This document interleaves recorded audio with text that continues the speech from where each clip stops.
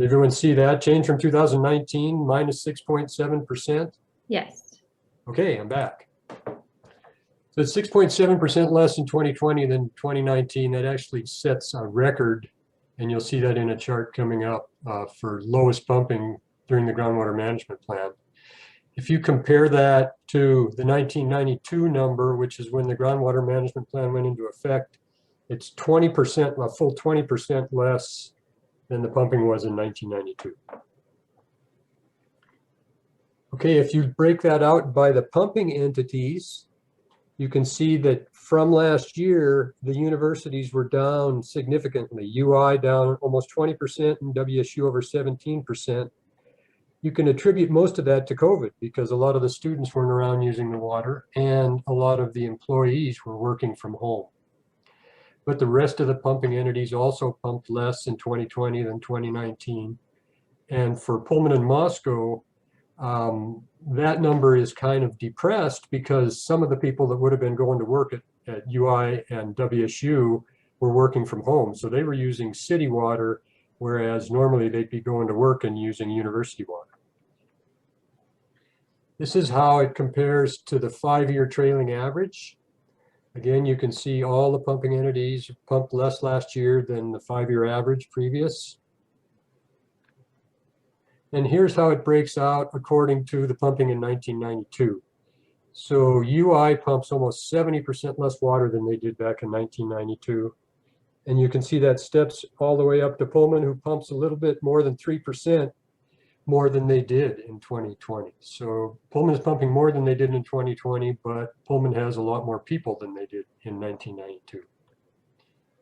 So if you look at Pullman's percentage change from 1992, you can see that they've consistently been below a maximum of 10% more than 1992, and this last year they were 3% more than 1992.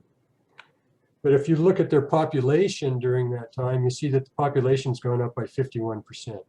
So even though they're pumping 3% more than they were, they've got 50% more people doing that pumping. When you look at Moscow, Moscow early on during the groundwater management plan was pumping more than they did in 1992.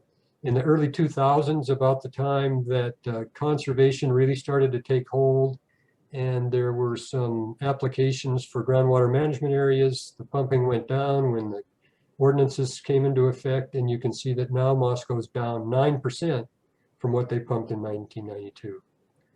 During that same period, the population of Moscow's gone up 35%. So again, 35% more people are pumping in total 9% less than they did almost 30 years ago.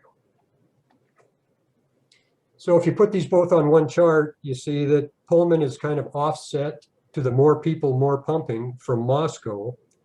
And if you actually take the number of people divided by the amount that's pumped and use that ratio and plot that ratio, you see that both Moscow and Pullman have consistently lowered their per capita pumping over the years. So right now they're both at about 30% less per capita than they were in 1992.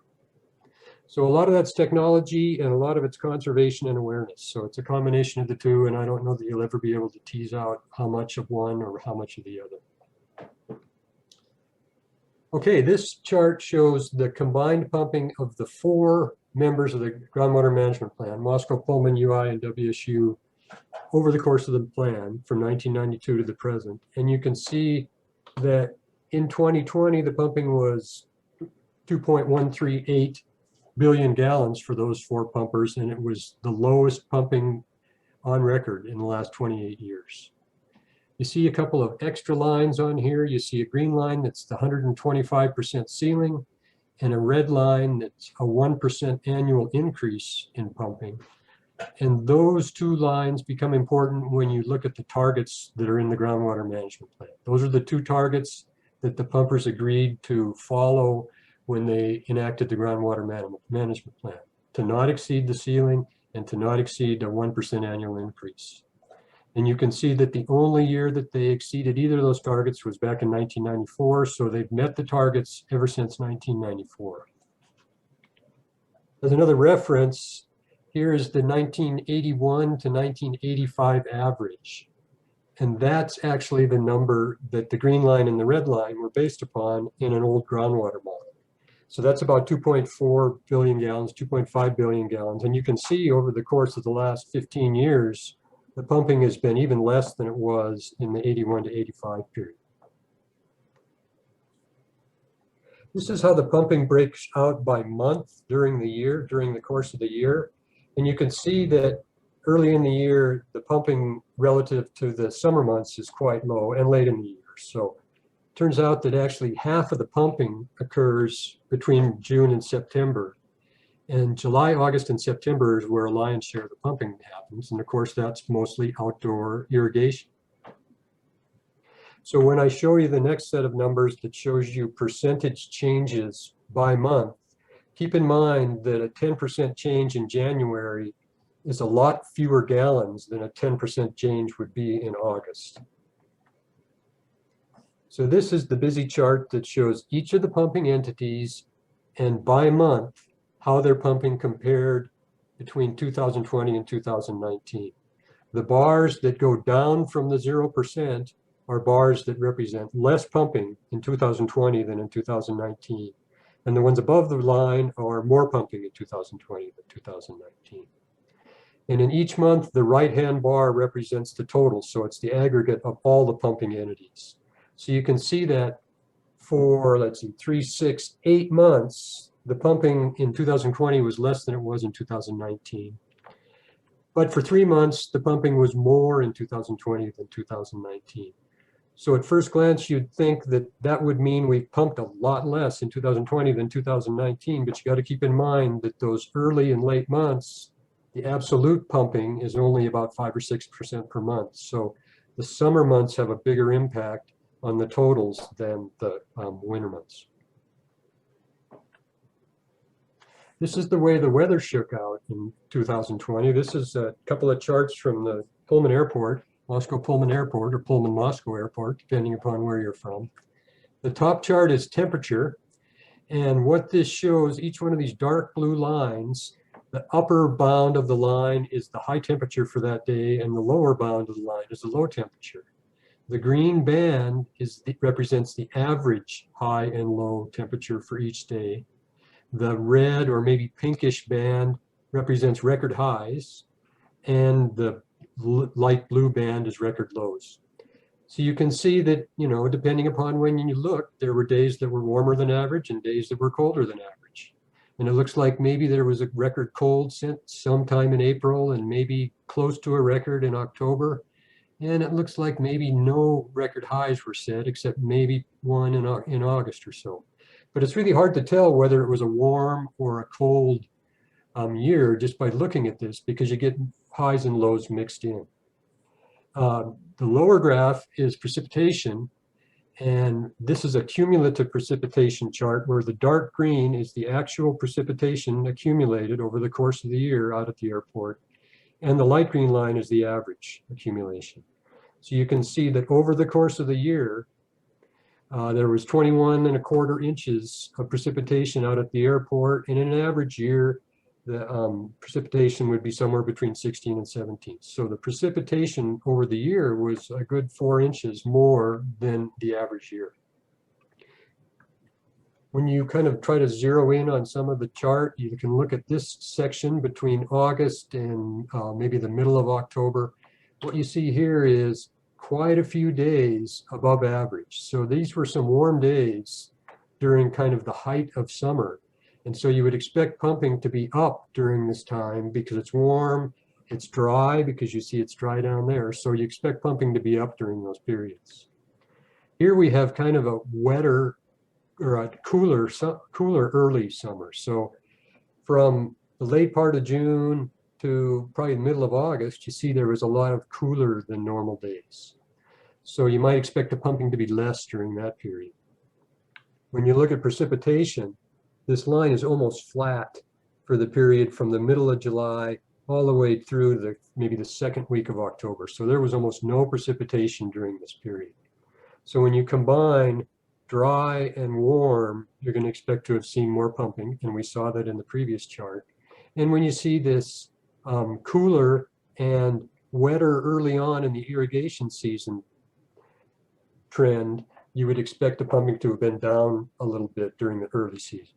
So those are the parts of the year that it appears that the weather was kind of driving the pumping compared to 2019.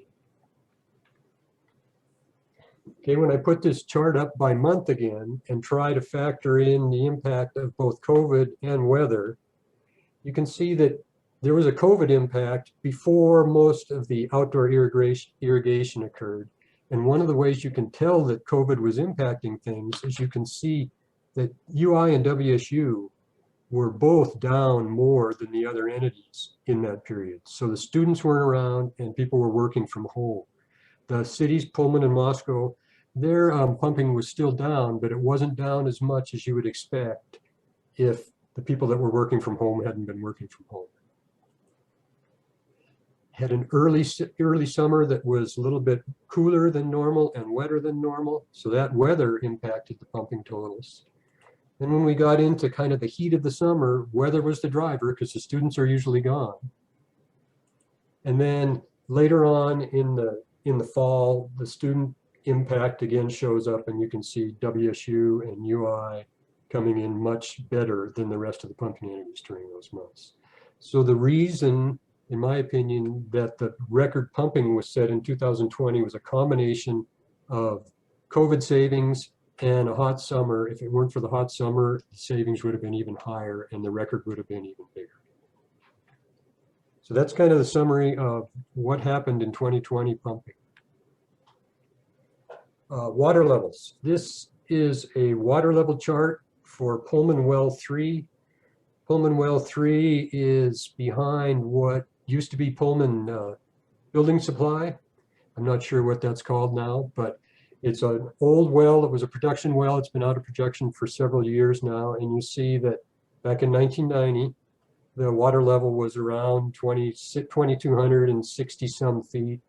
And as of 2021, it's down to 2,235 feet. So it's gone down, you know, almost 30 feet, between 25 and 30 feet in a little over 30 years. So a little less than a foot a year. Okay, I kind of wanted to put some historical perspective in this for two reasons. One is there's probably quite a few people out there who aren't aware of kind of the history of PBAC and how PBAC got to where it is today. And another reason is it kind of feeds into the groundwater models, which we're currently involved in and have been involved in for a long time now. So this is a photo from the 1949 UI yearbook. And the guy with the circle around his head is Kenneth Dick, and he was the bursar at UI. And he's probably what would be considered the father of PBAC. So back in the late 40s and the early 50s, he was seeing a disturbing trend in the water levels in Moscow. And this is Moscow well number 2. It's a Wanapum well. But back then, Moscow was only pumping from Wanapum wells. So they didn't know about what the water levels in the Grand Ronde were back then. All they knew about was the Wanapum. And so Kenneth Dick and his plant engineer put their heads together and said, you know, this is going to get us into trouble if these water levels keep diving down like this. So we need to figure out what we can do to guarantee our long-term water supply. So they coordinated meetings with representatives from WSU, Moscow, and Pullman. And each representative had 2 individuals representing their entity. And generally, one of the individuals would be more of a business or administrative individual, and the other individual would represent the technical interests of that entity. So they got together 8 people and they started having meetings, trying to decide what they were going to do about the groundwater level declines in the area. So they hired some consultants, they asked the universities for help, they went out to the agencies and said, what does it look like? What can we do? How long is the water going to last? Where can we get more? So by about the mid-60s, 1967, they'd come up with what they considered might be a solution for long-term water supply. And that was building a dam or a series of dams out on the Potlatch River east of Beauville, so quite a ways east of town. They proposed building a dam, having a reservoir, and pumping the water from the reservoir into Pullman and Moscow and treating it and putting it into the system. And it originally was all four of the entities, UI, WSU, Pullman, and Moscow, that were involved in this. But WSU and Pullman had to pull out because, at least back then, there was a water rights issue which didn't allow water to be transferred between states. And so they didn't want to gum up the works by trying to get Washington people involved in the proposal. And Moscow kind of backed out to let UI take the lead. And so what UI did was they got the Board of Regents to approve filing for water right to divert water from the Potlatch River. And so in December of '67, they filed a water right request, and they wanted to divert 33.91 cubic feet per second from the Potlatch River. Now, kind of for reference, the amount of water that's pumped today in the Palouse is about 10 cubic feet per second. So they were asking for over 3 times as much water as we're pumping today back in 1967 to ensure that there'd be a long-term water supply for the area. So when this application came out, it was published, and some of the locals saw the application in the legals, like they do still today, and they were not too excited about that. They didn't want anybody building a dam and taking their water and pumping it all the way over to Moscow and Pullman. So about 100 less than hostile area residents met in the high school, and you can imagine that was probably a high energy atmosphere to complain about what this was going to do to the area. And by the time the meeting had proceeded, the university plant engineers said, well, we're looking at the long term, but it sounds like you're not too happy about this, so I wouldn't worry too much about it being granted, because if the public's not on board, it's probably not going to happen. In addition, the publisher of the Kendrick newspaper said, I don't know why there was so much secrecy behind this. And so this is the first time the PBAC members actually learned a little bit of a lesson about how important outreach is and having the public on board before you go forward with a solution to the problem. Okay, so as a result of all these meetings, even though they pulled back on their water right request, they had formed a group that represented all the entities, and they decided to formalize that group, and that became the Pullman-Moscow Water Resources Committee, whose name was eventually changed to PBAC, which is what a lot of you folks are members of today. So that was the formation of the early PBAC. They continued to work in the area, trying to figure out what the best way to solve the problem was, how long the water would last. They sponsored research, they hired consultants. And in 1970, they hired a consultant to come up with some alternatives for water supplies. And they came up with 6 different alternatives. These maps are kind of crowded, but you can see there's one over here on the left, the red one. I think that's a Laird Park alternative, building a reservoir there and pumping it in. This one goes out to Little Bear or Big Bear Creek. This one goes to Dvorak Reservoir. Over here, we have one that goes to Snake River. This allows the water to flow in the North Fork and then diverts it at Palouse and sends it into the cities. And I guess this one's the Big Bear. This is the one that was the Beauville Reservoir. So they produced 6 different alternatives, and they presented them to the committee. And so the committee went forward assuming that one of these would probably be a good alternative for long-term water supply. So that's going on one end. At the same time, in the early 70s, the world was seeing a need for a whole bunch more electrical energy. And so there was a projection that the peak power requirements in the Pacific Northwest were going to just skyrocket. And this is the chart they were using back then, where things were going to quadruple over the course of about 50 years. So they needed a way to get more electricity into the Northwest to meet those peak power requirements. And this is the same time that the Corps of Engineers was wrapping up their construction of the Snake River dams. So they were finishing up on Lower Granite Dam about that time. So they needed more electricity. The Corps of Engineers was getting done with their dam work. They started looking for ways to get more energy, especially from hydropower in the area. So they were looking at what's called pump storage.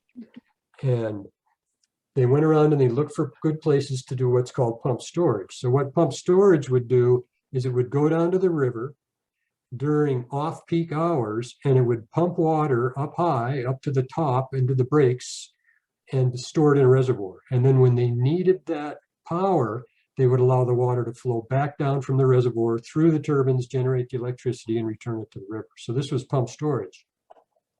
And one of the pump storage locations that they identified would be a good one was to pump out of the Snake River in the Lower Granite Dam pool and pump it up to Union Flat and store it in a reservoir on Union Flat. And there was thinking that if they had a reservoir up there on Union Flat, maybe they could pump just a little bit extra water up from the Snake River, and the cities could then pull that water out of the reservoir at Union Flat and use it to supply the cities. So the PBAC, or the Pullman-Moscow Water Resources Committee, got on board with that plan and started supporting the plan. So in 1976, the Corps made a proposal to go forward with a feasibility study on that project. They came to town, they presented the feasibility study, and again, citizens and officials were not too pleased with inundating all that nice farmland out by Union Flat with a mud reservoir just to give the people in the cities of Pullman and Moscow water. And so that one hit the skids too. It was the second time the lesson was learned that you got to have the public on board before you go forward with a solution to the water supply problem. Okay, they were so disheartened, the committee was so disheartened back then that they said, we're just going to be inactive. We come up with all these solutions and nobody likes it, so we're just going to quit. And so they went inactive, but they made some final recommendations. One of them was, should use the Moscow sewage effluent to irrigate the green space at UI, which they implemented. And they said, we need a groundwater model to actually try to help us understand how long the waters can last. So they agreed to have a groundwater model built so that they get a better idea of how long the water will last in the current situation. So they got the USGS to build this groundwater model. It's the Barker model, which came out in 1979. In 1982, the committee, informally at least, got back together, and one of the members of the committee, Professor Crosby from WSU, gave a report of what's been going on, what had been going on since the last time they met when they disbanded. He showed that the pumping in the area had remained pretty much constant during that time, so the pumping wasn't increasing, which was a good thing. And then he showed this water level chart. So by now, the first groundwater model, the Barker model, had been completed. And these two lines here are the simulated water level declines according to the Barker model. So they simulated that the water would be declining like this in Pullman, and the second one was for Moscow. During the same period, they were taking actual measurements of what the water level was doing in the real wells in the area.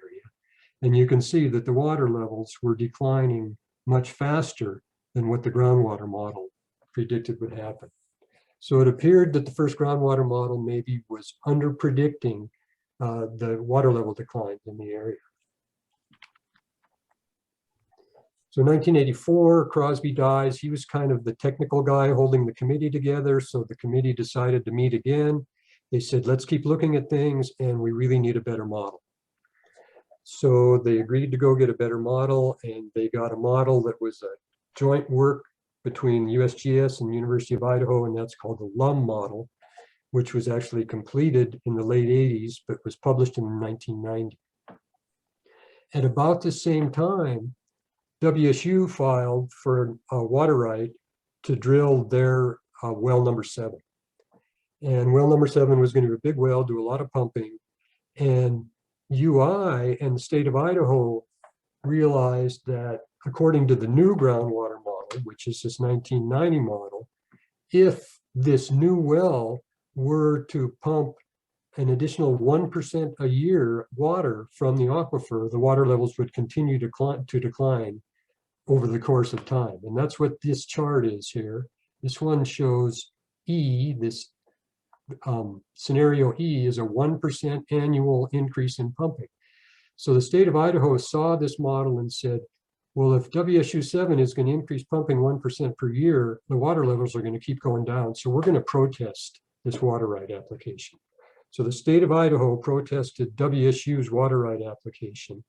And before things got into the courts, the two states and the two states regulators got together and said, we need to work this out. We need to figure out a way to do a good long-term management of your water supply so that we'll be able to keep things in check, have enough water for the long term. And that's where the groundwater management plan came from. Okay, these are some of the scenarios in the 1990 model. This scenario with the steep early decline and then a leveling off is if the pumping were to have increased in 1985 to 125% of what the average was and stayed at that level over time, it predicted that the water levels would eventually even out, level out at about 25 feet of decline over the course of about 20 years. Basically, the same thing was going to happen in Moscow. This is the 1% annual increase in pumping, and if as long as that keeps going, the water levels keep going down with no end in sight. And then the other thing that they looked at was the 1981 to 1985 average. And I showed you that chart a minute ago, and I'll show you again of what the actual pumping has been like.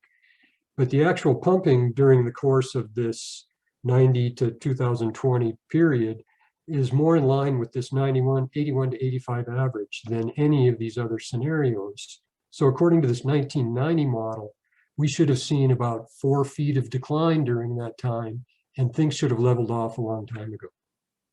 So here's the 1981 to 1985 average, and you can see that pumping was above that for about half the time or a little less, and then pumping was below it for the rest of the time. So this is the closest one to what actually happened during that time. And here's what happened to the water levels.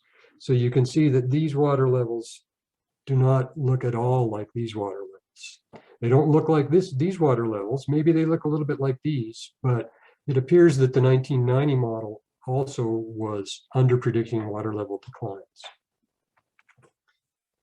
Okay, this is again the same chart, Pullman 3, and this shows you the water level decline over time from 1990. And it looks like it's a pretty steady decline, like not much has been changing over time. But if you break it into pieces and you look at 10-year chunks and you do a regression, you do a curve fit and get the best line that'll fit the data for 10-year intervals, you see that between 1990 and 2000, the decline was 1.01 feet per year. From 2000 to 2010, the decline, even though it's hard to tell, went down to 0.88 feet per year. And then from 2010 to 2020, it goes down to 0.71 feet per year. So even though the water level is still going down, and it looks like it's kind of been a steady decline, the rate of decline has been decreasing. So it's been going down more and more slowly over time. So by keeping the pumping depressed, like the community has done, the water level decline has tapered off, and it's not declining as fast as it has. Okay. We now have a new model. This isn't finalized yet, but this is kind of the first cut of results that the new model that was built by WSU has shown. And what this one shows is actual observations. I think this is for one of the WSU wells versus a whole suite of scenarios. And the green line is what would happen if we just kept pumping at 100% of what it is and keep it steady. And the purple line, which is on the other side, is what if we cut pumping in half? What would the water levels do? And this is the reference year 2018, so it was calibrated up to this period, and then it was projecting into the future from this period. And you can see that under the scenario where this kept pumping the same amount over the next 37 years, which is now 34 years, you'd have about 9 to 10 meters of decline, so around 30 feet of decline. But if you cut the pumping in half, you would still have 8 meters of decline. So instead of having 10 meters of decline, you'd have 8 meters of decline. So really there's 6 feet of decline difference between these two scenarios over the course of 30 some years. So what I see in this model is not much difference how much pumping you do. Pumping isn't influencing the water levels very much. There's something natural going on that's making the water level decline that overrides the pumping that's going on. Now that may or may not be correct, but that appears to be what the most current model says. And that's kind of the opposite of what the first two groundwater models said. So the 100% pumping says we're going to have water levels going down at 0.9 feet per year, roughly. And the 50% pumping says we're going to have water levels going down at 0.7 feet per year. And if you remember the previous chart, we've already gone from 1 foot per year to around 0.7 feet per year before any of this future decline even started. So it seems to me that this model is probably over-predicting water level decline. So when you look at the models that we've had, and these models have been used to make decisions over the course of time, we have the Barker model, which was the early model, and you can see that that's under-predicting water level decline. The Lum model under-predicts it even worse. So it shows even more under decline than the Barker model. So that went in the wrong direction of probably what actually is happening. I feel like maybe the WSU model is over projecting the decline. And so we're going to work on that model a little bit more and see what the assumptions that went into that model were and whether they're reasonable and whether they can be adjusted to be more reasonable and better fit the actual observations that we have in our monitoring wells. Okay, so that's the water level summary. And the question is, why does this make a difference anyway, what the water levels do? We're going to get an alternative water supply, and we really won't need to worry about what the water levels are doing in the Grand Ronde Aquifer. And the reason it makes a difference is you can see from Robin's chart of the timeline, there are a couple steps in here where a decision support memorandum is created, and then there's workshops, and the stakeholder group gets involved, and the broader public gets involved. And when you show a model that says it's only going to be 6 feet less decline if we cut our pumping in half, 30 years from now, it's only going to be 6 feet lower than if we just kept pumping the way we're going to do it. Well, why would we do anything if it's only going to save us 6 feet in 30 years? Okay, and in the terms of NEPA and the environmental assessment, that would be the no action alternative. What's going to happen if we don't take any action? And if we don't take any action and the water level only goes down 6 feet more than it would have anyway, does that justify a project that may impact the environment or the society or the economics of the society? And the other question that might be asked is, why do we do it now? Do we need to do it now, or can we wait 35 years to do it? And even though most of you, or maybe all of you, don't have those questions or have obvious answers to those questions, I think that there will be people in the public who will have those questions and who may have different answers to the question. And so to me, that's kind of why these models matter. And it's important that we get the models as good as we can, but at the same time, we don't rely 100% on the information that we're getting out of these models to guide our decision making. Okay, so my 2 cents is done. This again shows 37 years, 2 extra feet of decline. That shouldn't say 2 feet, that should probably say 6 feet, I think, 2 meters. So what's been going on this year? Quick recap of this year. Here is the charts for the water year. The water year starts in October, so the last few months of this year are actually a calendar year. And of course, you folks have been living through this, so you probably lived through a pretty cold February. It looks like you had some really cold days in February, but it's been kind of a nice toasty March. And you had some good precipitation, and currently out at the airport, you're at 12 inches of precipitation, where normally you'd be at about a little less than 10, so you're 2 inches above normal precipitation out at the airport. When you look at the SNOTEL site out on Moscow Mountain, this red line is the current year. The other lines are previous years, and this is a precipitation chart. So precipitation on Moscow Mountain is pretty much in the middle of what it's been over the last 6 years.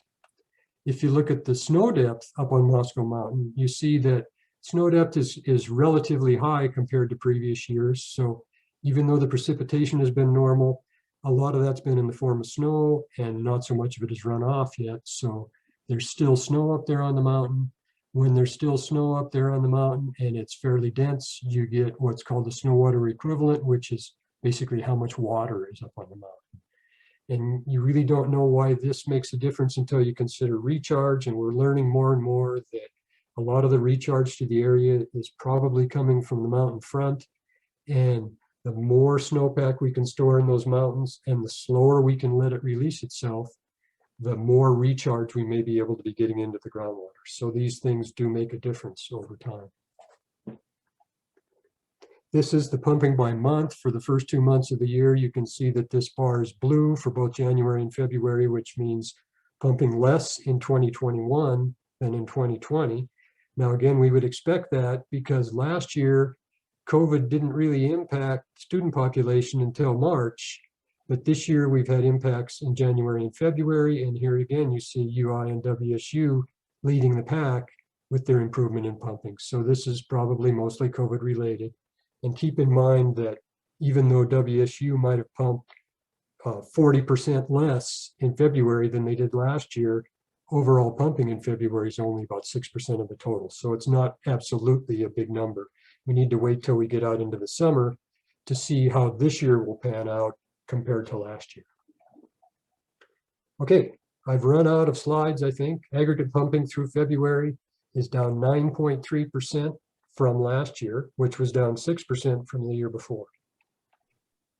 And that's it. Does anybody have any questions for me? Questions for Steve. Steve, fabulous slides. You didn't disappoint us. More just a comment. Just, yeah, I would echo what Paul just said. Just really nice way you presented the information, Steve. There's a lot of good stuff there, so thank you. Thank you, Kevin. Paul? We just got to find the Goldilocks model now, Paul. Yeah, Steve, let me jump on the bandwagon of stroking your ego, my friend. That's every year I'm surprised that you find a refreshing new way to, like, it's data that I've seen, but I learn something new every time. I think you do a great job of just finding unique ways to present the data in a way that helps us wrap our heads around what's going on. Thank you. Thank you, Tyler. Hey, Steve, we have a question from a member of the SEG, Zena. She said, please review again what we know about recharge. I know that's probably a 30-minute response, but maybe a 30,000 foot level. 30,000 foot level, or let's go 300,000 is we don't Okay. know. We don't know anything, but we learn more and more. And what we're learning is that out in the western portion of the basin, the recharge is somewhere in the vicinity of 10 to 25% as much as it is in the eastern portion of the basin. And we're learning more and more that a lot of the recharge is coming off the mountain front and going in underneath the basalts into the sediments and then spreading westward, so that it's difficult for the water to get down vertically through most of the basin because of the clay layers and because of the thick basalts that are dense in the middle. But a lot of the water is able to get in and off the Moscow Mountain front. There are some research projects that PBAC's involved in now that are trying to quantify that using seismometers and water chemistry. But what they're learning is the recharge in total is a sum of what percolates down vertically and what's coming in off the front. And right now the thinking is that maybe a majority of the recharge is coming off of the front versus the stuff that's just going down vertically. And that's about the best I can do, I guess. Yeah, thanks, Steve. Other questions? Just one other comment, Paul. Steve, I thought the per capita graph or numbers you showed was very helpful, because I think that's a real key component to show how well we've done as a region in conservation. So appreciate you putting that in there.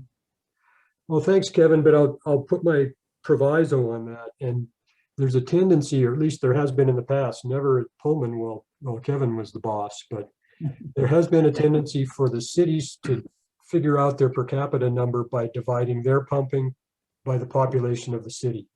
And really that's a false number, because they need to include the universities that are located within their cities when they're calculating the per capita number. And so be careful. That's why I didn't give a per capita number in terms of gallons per person, because it's a false number when you just look at the city's pumping and the city's population. Sure. Yeah.